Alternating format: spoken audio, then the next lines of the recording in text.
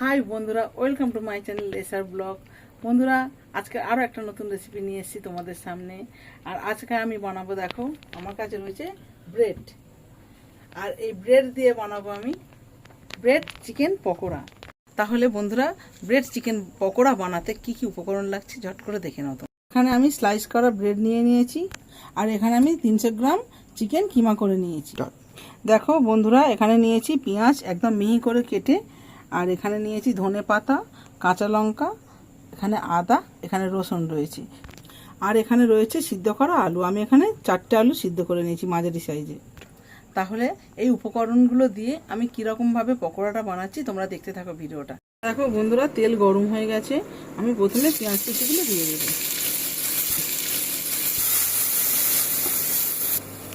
এইবার দেব কুচনো রসুনগুলো, এইবার দেব আদা কুচি, এইবার দেব কাঁচা লঙ্কা কুচি। একটু ভালো করে এইভাবে কষিয়ে নিতে হবে। এইবার দেব পরিমাণ মতো নুন। বন্ধুরা, এতে কিন্তু যখন কষবে তেলটা কমই দেবে। এইবারে আমি চিকেন কিমাগুলো দিয়ে দেব। বন্ধুরা, এইবারে চিকেনটাকে ভালো করে একটু কষিয়ে নিতে হবে। এইবার দেব 1 চামচ জিরে গুঁড়ো, এবার দেব 1 চামচ ধনে গুঁড়ো, কালারের জন্য একটু রেড চিলি দেব। এবার একটু এইভাবে কষিয়ে নিতে হবে কিছুক্ষণ। আর আমি সিদ্ধ করা আলু গ্রেট করে দিয়ে দেবো এর উপরে।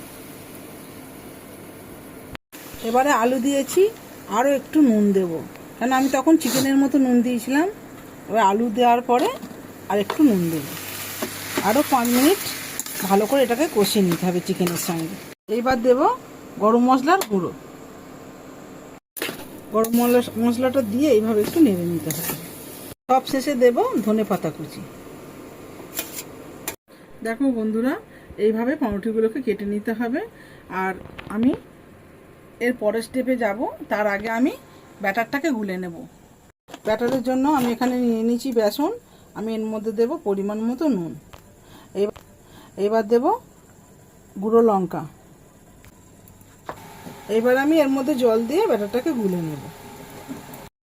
দেখো, ব্যাটারটাকে এইভাবে বানাতে হবে যেন চামচের গায়ে এইভাবে লেগে থাকে। এবার আমি কিভাবে স্টাফিংটা করছি তোমরা দেখে নাও। ভাবে একটা ব্রেডের টুকরো নিয়ে এইভাবে দিয়ে দিতে হবে। দেখো, আমার সব স্টাফিংগুলো দেওয়া হয়ে গেছে।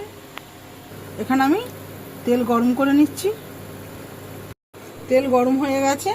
এখানে আমি এই দেখো